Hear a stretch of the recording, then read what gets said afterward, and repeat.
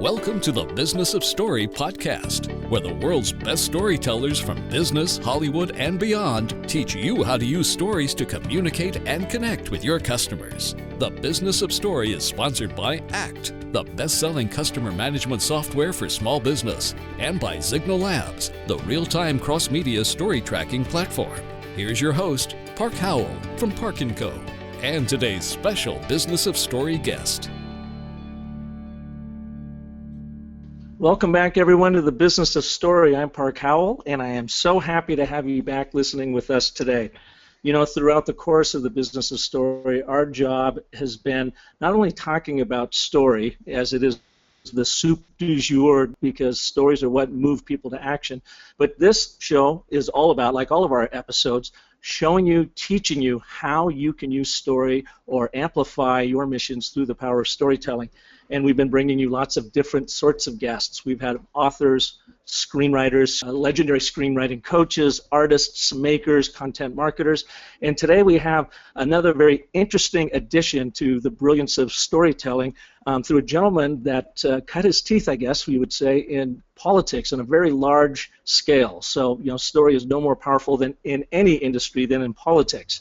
And we're fortunate to have with us today the co-founder and the CEO of Zignal Labs, Josh Ginsberg. Josh, welcome. It's great to have you here. I know how swamped you are working up in the Bay Area with the platform is growing as quickly as it is, but I want to give our listeners a little bit of a background because you come to this with some pretty amazing experience in the storytelling world, especially on the politics side. So you worked on both the 2000 and 2004 presidential campaigns with George W. Bush.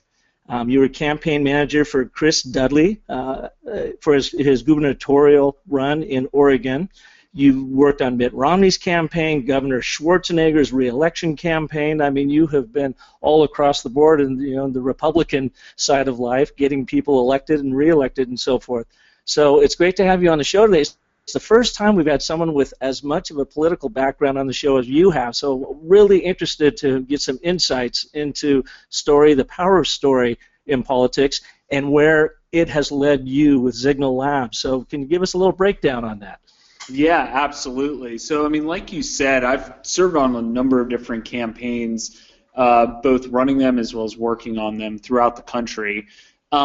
And really kind of on all levels, from statewide ballot initiatives to presidential campaigns.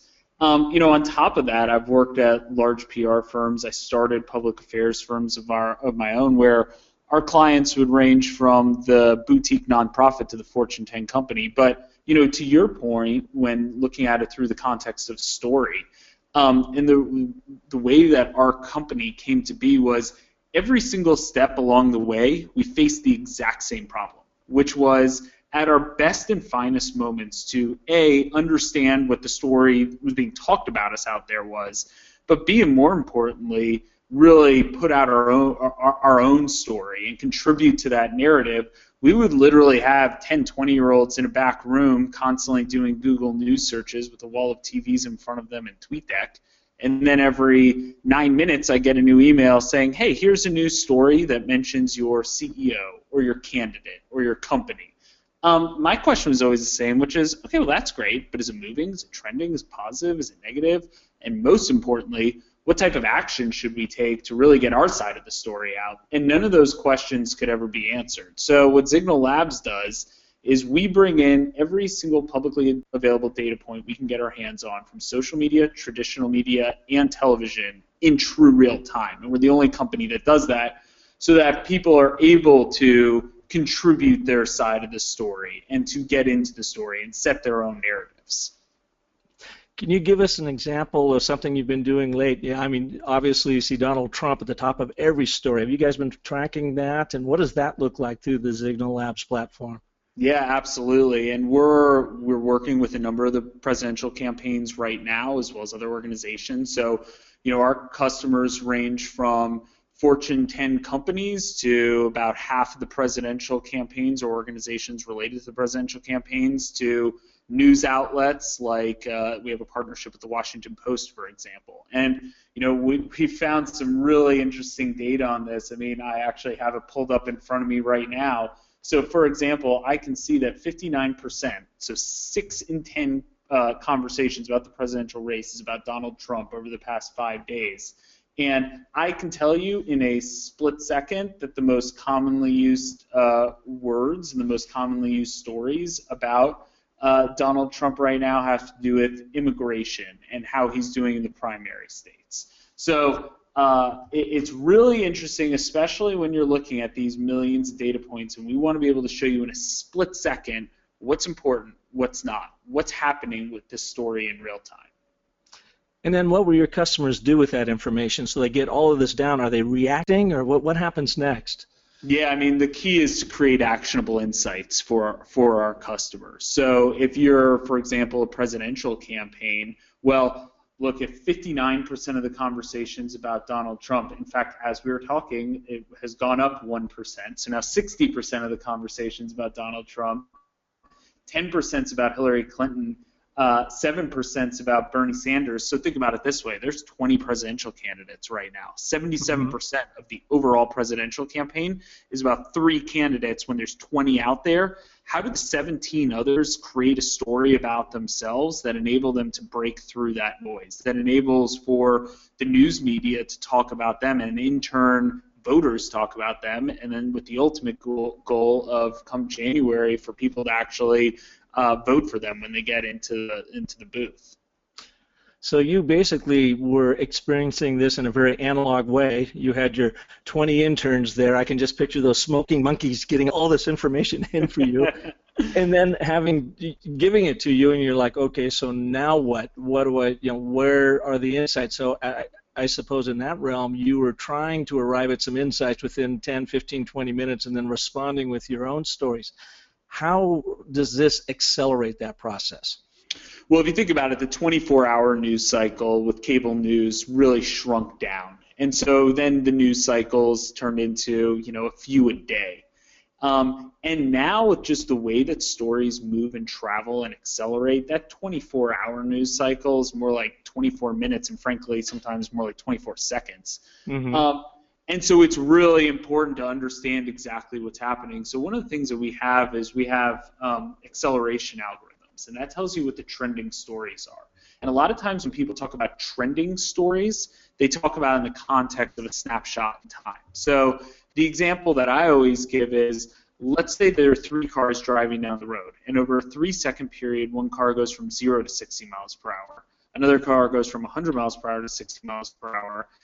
And the third car goes is consistently going along at 60 miles per hour. You take a snapshot in time of those 3 cars, you're just seeing them go at the end of the 3 seconds, you're just seeing the 3 cars going 60 miles per hour. What you really want to see and what you should care about and what you actually need to take action on is that car or that story that's accelerating the fastest, that's going from 0 to 60. So we enable our customers, whether they're a presidential campaign or whether they're a Fortune 10 company or anything in between, to say, okay, well, that story is moving the fastest. That's where a lot of people are getting their news from, their information from. The story is being formed in their mind based off of that narrative. So now these organizations are able to say, okay, well, this is how I want to push it out there.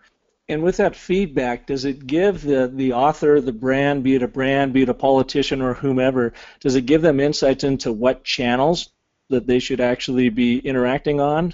That's a great point, because if you think about it, there's so many distribution mediums nowadays. That's why we think it's really important and why we bring in every social media mention, every traditional media mention, because it's really interesting in terms of how those interact with one another. So let me give you an example. We have some preliminary data that we're going to be publishing pretty soon, but I'll give you and your listeners a sneak preview to it. But what we're seeing right now is if a story starts on social media and then bounces up into local television and then bounces up into national newspapers and then bounces up into national television, and if it follows that life cycle, and that might be in seconds, it might be in hours, it might be in days, but if it follows that life cycle, by the time you get to that national television segment at the top, if it's negative, that's really bad. There's not a lot you can do to change it. If it's positive, that's great. But it's really interesting in terms of how those mediums interact with each other. Sometimes stories will start on television, move to social, move to traditional. You can pick however you're going to do it, but you're going to calibrate your strategy differently depending on how those stories move. So if we can show you, hey, you know what? Look at this trajectory on social. It's about to bounce up into local television. Now you have the ability to take action in different ways, and that's really vital. So you're really informing a lot more than just the social, the digital folks around a brand. You're informing public relations, public affairs, and the folks that will be working with the regular traditional media as well as what's happening online. Oh, yeah, and they're using it for exactly that. I mean, if you're in a place where you need to push your story out, then, and I'm obviously a little biased, but then you need to use Zignal Labs in order to do it. Do you have an example, Josh, or a story for us of a customer, the sort of before and after where they ran into a challenge, they didn't have Zignal Labs, and then they were slow to react, something happened that, got, crossways with them, and then they brought in Zignal Labs and were able to respond better? Yes, and actually this is sort of an interesting story. A very large technology company out here in Silicon Valley that probably many of your listeners have used very recently came to us and they said, look, we're getting killed on these regulatory issues in DC, but we can't tell where these stories are coming from. Because it's not breaking on the traditional news outlets like CNN or MSNBC or New York Times or Wall Street Journal. Now those outlets are picking it up eventually, but where are those stories actually coming from? Where's it beginning? And so they couldn't tell what was happening. And in about 3 seconds through our platform, we were able to track that story back. And it was coming from a random blogger in New Zealand who didn't have a ton of followers, didn't have a ton of people reading his blog, but the people who did follow him and retweet him and did read his blog and reposted him just happened to be the right people. And that's how it was catching on fire. So this company was, one, able to nip future stories in the bud by really going directly to the New Zealand blogger and working with him. But two, and probably more importantly, for every one New Zealand blogger that exists, there are tens of thousands that are totally irrelevant. So how do you separate the signal and the noise there? How do you make sure that you're concentrating your resources in the right place? Wow, so I mean that's a great example of the democratization of social media. You've got one lone voice in a distant outpost in New Zealand, and look at the havoc that they raised. So a tool like Zignal Labs, the timing of it is absolutely ideal, it sounds like, just to give marketers, branders, politicians a leg up on paying attention to what's going on. It's almost like a heart monitor for your stories, like keeping an eye on what's happening.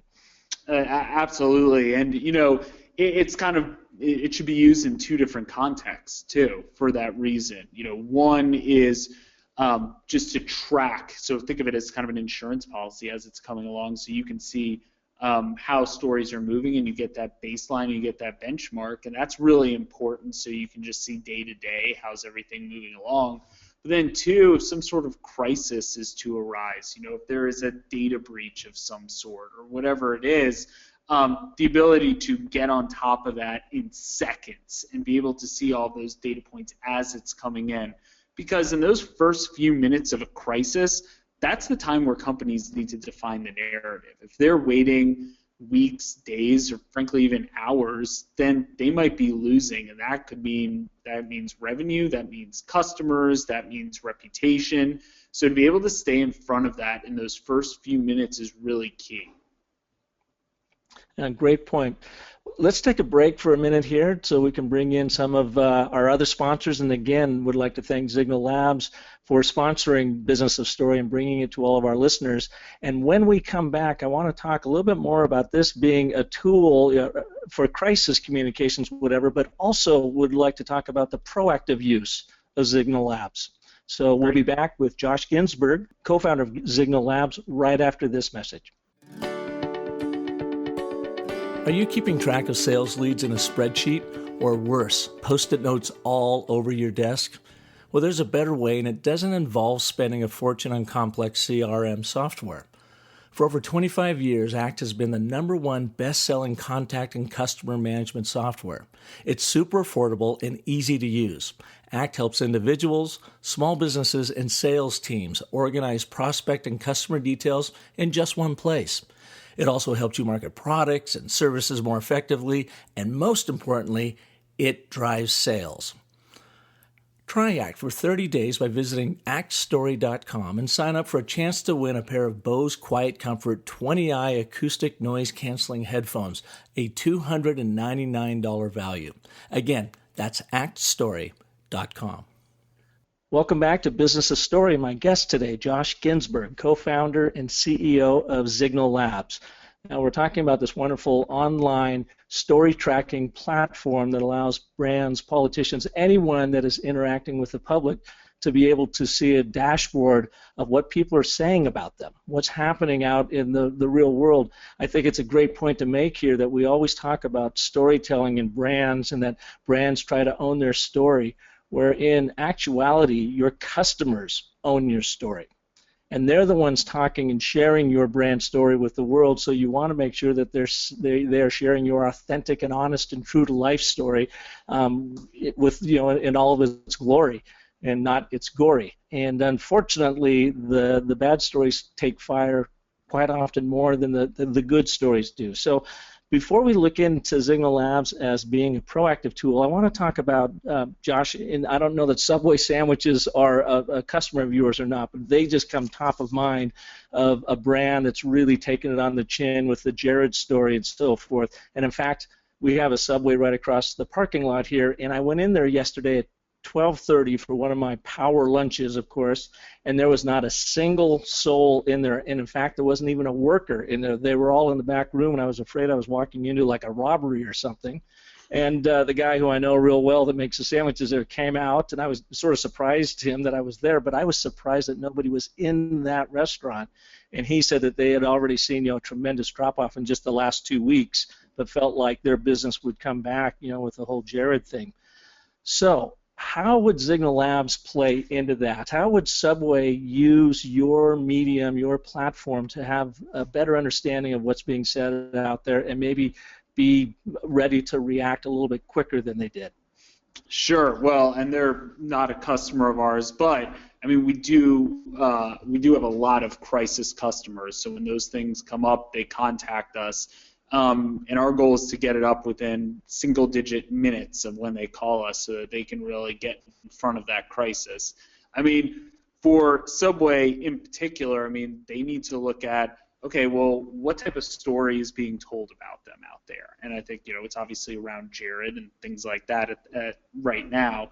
And so how do they insert, and, this is obviously a really sad story in terms of what happened. So they need to have the proper tone as they're talking about it, but how do they put their own voice and narrative within that story so that when you go into a Subway restaurant, it's not empty the next time?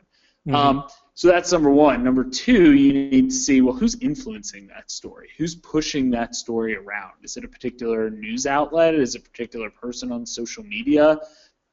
Is a specific national television news story the one that's really driving it? And that way they can really calibrate, okay, well, where are people getting their information from? And then it gives them the ability to say, okay, well, here's our message. They need to decide on their message. And then how do they push that message out there? Who do they give it to? How does it move? How does it spread? Then, to your point, how do customers react to that? Does it make them comfortable to go back and eat at a Subway? Does it make it comfortable where those workers that you were talking to make them comfortable to work at a Subway? And so they kind of have to start from that really top-down perspective and really have, at the end of the day, what story do they want their customers hearing in such a tragic situation that makes them comfortable going to eat there? And you need to look at that and monitor that, stay on top of that, and push out your own story in conjunction with all of that as well. So how do brands work with you when they're planning a campaign and they use it now more as a monitoring tool? So it may obviously inform some of their messaging, but now they're not being reactive but proactive. They're going to launch a campaign and they're going to use this as their dashboard to see how well it's doing and where they have to pivot if they need to pivot within their messaging.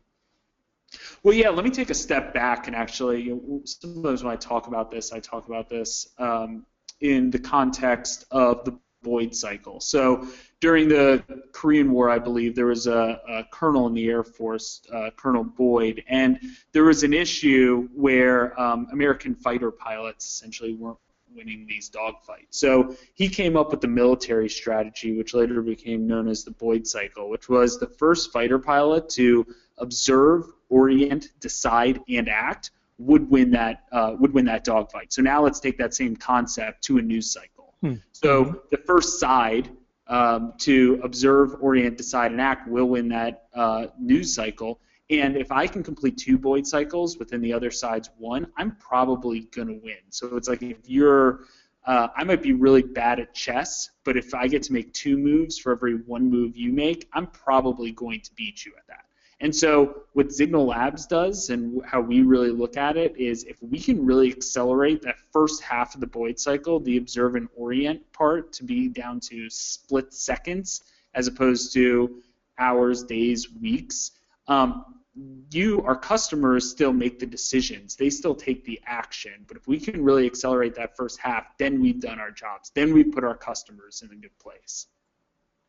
Yeah, completely makes sense. Now I'm looking through your site, and if you're listening out there, if you go to zignallabs.com, you can check out the work there. You have some great clients on here. I see you've got the Sacramento Kings. Can you tell us a little bit, without giving away any secrets or any, of their secrets, I guess? How do they use the program? How do they use Zignal Labs? Yeah, and we actually have a case study on our site, which I encourage people to go and download, about how the Sacramento Kings used us.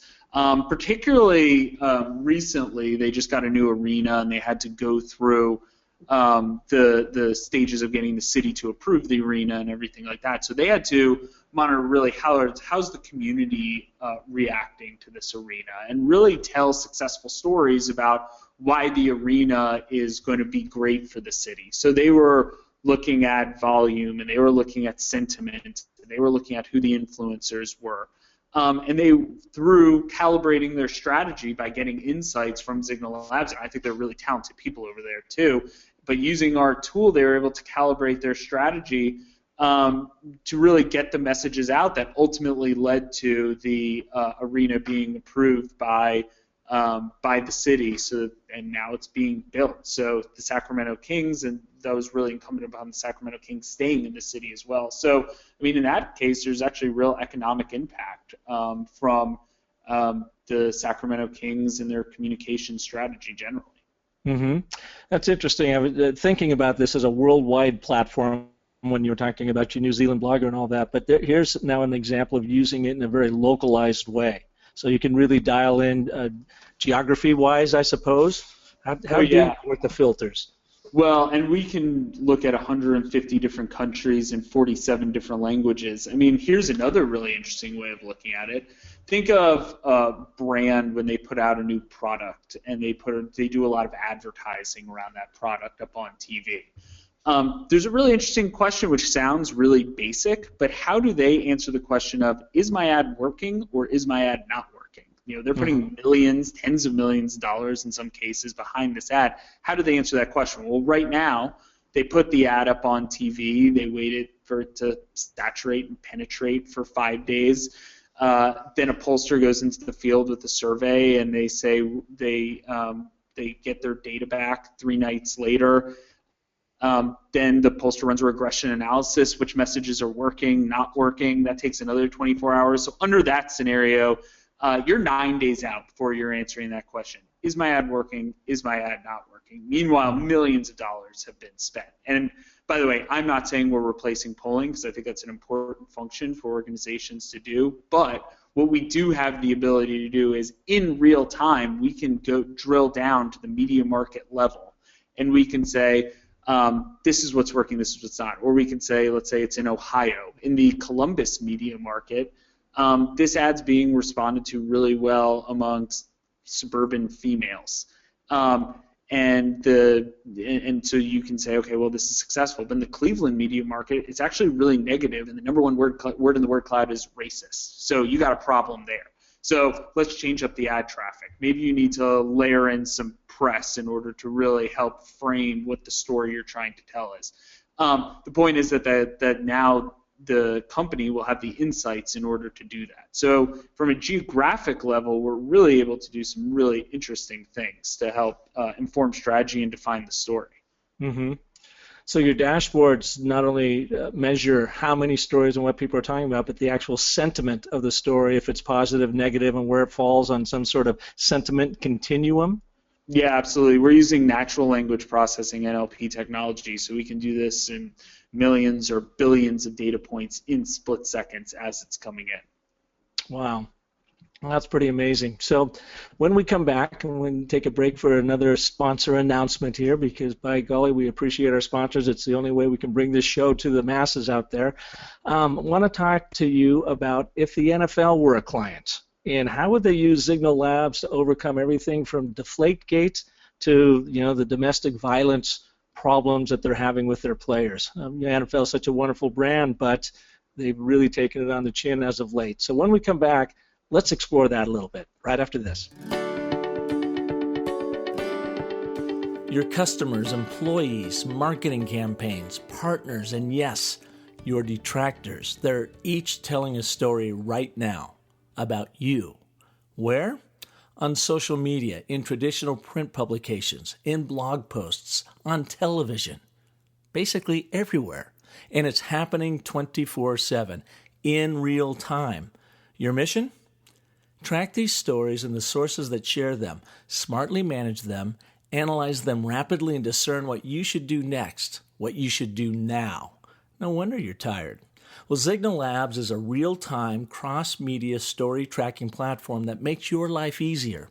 Their solution enables customers to quickly spot trends, see relevant stories unfold, and take action. So stay ahead of what the world thinks with Zignal Labs. Learn more and sign up for a free demo at zignallabs.com/story. Welcome back to the Business of Story, and today's guest, Josh Ginsberg, co-founder and CEO of Zignal Labs. Really great having you here, Josh. Now, as I mentioned, and I guess I got to bring it up because, I grew up in Seattle, and I was in the 9th grade when the Seahawks came to town, so I've been a lifelong Seahawk fan, and I'm sure you guys are probably 49ers fans up there, so we've got that wonderful rivalry going back and forth. And I was sitting in the stands earlier this year when we had that ill-fated play into the end zone. So, but it brings me back because I'm just a diehard NFL fan. Great brand, an amazing brand that's really come under a lot of fire for everything from the domestic violence of, their talent is perpetrating out there, as well as, Deflategate and Tom Brady and all that business. And that's a real difficult thing for a terrific brand like that to take on. So hypothetically, how could the NFL plug into Zignal Labs to have a better understanding of those stories and maybe how to react to them out there? Yeah, well, so I think you said it kind of in the last part of your setup there, which is the first thing that any organization should do in that type of situation is understand what the environment is. So what's resonating with people? What are they picking up on? And so is it the domestic violence type stories? Is it the individual games every Sunday? Is it more of the human interest stories? And so once an organization like the NFL has that benchmark of what's actually being picked up on, now they can calibrate their strategy accordingly. So that's step one. And then step two is, if it's human interest stories, and there's a lot of great people and players associated with the NFL, and yes, there are some bad eggs, but the NFL then has the ability to take some of those really kind-hearted people with great stories and tell that. And so, to highlight that before NFL games, and they can talk about how the players work with the community and how they have a really positive impact on young people and stuff like that. And now once they start putting out those types of stories, they can really balance, okay, well, how are people viewing us? Once they're able, and then they can look at, well, how are we distributing those stories? Because, yeah, they have a really big platform because they can put it on national TV, but we also find that a lot of those stories come through social media, through traditional media, through blogs, and they have the ability to say, okay, well, it actually appears that these three websites are really what's driving a lot of the narrative. It's what's driving a lot of the sentiment. And so they can also do some really interesting A/B testing. So they can say, all right, well, week one, we're going to give this human interest story to website X. Week two, we're going to give it to website Y. Week three, we're going to give it to website Z. And now they can actually quantify all of that. They can see, how do stories move? How do they travel? How do they spread? Is it positive? Is it negative? And then once they have all that data, now weeks 4 through 16 or 4 through the Super Bowl, they actually really know who they should be giving stories to. What types of stories should they be? And that's really, you know, a really strong step towards brand improvement. Mm-hmm. So it sounds like it is the tool for brand authors out there, and I call them authors because it's really what it ultimately comes down to is owning that story internally and making sure that you share it, you know, with the world appropriately, authentically, honestly, and then to see what their reactions are out there so that you can, you know, coax the story along. Is there any other tool out there like this? I mean, it seems like it's such a no-brainer in this day and age, but are you the first to market with this kind of dashboard? Well, I'm probably pretty biased to answer that question, but I mean, absolutely. I mean, we've developed a lot of proprietary technology where we're bringing in every social media, traditional media, and television clip, and what we're doing is we're feeding each one of those data points through this real-time processing pipeline, the split second it's happening, and then we're normalizing that data as it's coming in so we can compute those analytics in real time. And presenting that to you in a totally customizable dashboard. So however you want to slice and dice that data to see it as it's coming in, you can do that. And we're the only company that does that, and I think that's why we're seeing some really exciting traction with a really great team here. Well, you've seen story from all angles on the national political scale down to national brands and local brands. What, in your mind, is one of the biggest mistakes brand storytellers make when they don't have the right data in front of them? Well, I think they're not reacting to the right things. So one of the big issues that you have in a crisis is of a recency effect. So it's effectively the last thing that you saw. Or maybe it's an individual who's just posting something on social media a lot, and it's really negative. And so if you're the person who's in charge of responding, you just see the same person just going at you all day, every day. And because they see that so often, and and that's the last thing that they saw too, they think that's what they have to respond to. But what if no one's actually following that person, or that person actually doesn't have an impact on the overall narrative? The problem is whoever is say the press person who's in charge of responding is just responding to that individual, and so now they're shifting the story in a negative tone that's not really going in a direction that's going to resonate with people, as opposed to seeing the overall story. What are the themes that are being generated? What are the themes that are really catching on? And concentrating on that and inserting your story into that overall narrative arc. And that's, I think, one of the biggest mistakes that people make in crises, but also really in everyday situations. And that's why, you know, a tool like ours is vital for that. Yeah, I think that's a really good point, that those survival instincts in us, both as humans and as brand content managers, we tend to focus on the real negative, and if it's that very negative minority out there, they get our attention, even though maybe that's not the big theme that's playing out. And we've seen it with a number of our clients too. They'll come and they'll say, oh my goodness, we have to react to this because we've just been getting killed for this, and we go, oh, okay. How have we been getting killed on that? And they'll show us 1 or 2 or 3 emails that will have come in, you know, over the course of time, and we're like, well, that's very arbitrary research and a knee-jerk reaction. We need to dial that back a little bit, and let's take a view of the larger picture here and the greater themes going on. And I think that's just a natural reaction from most brands, that they look at the negative, they focus on the negative, and if it really doesn't have the fire underneath them, they need to move on to other things that are much more positive out there. Yeah, I couldn't agree more. And look, when I used to have a public affairs firm, and when I used to work at a PR firm, I mean, the way that I would look at it is if you can't measure it, you can't manage it.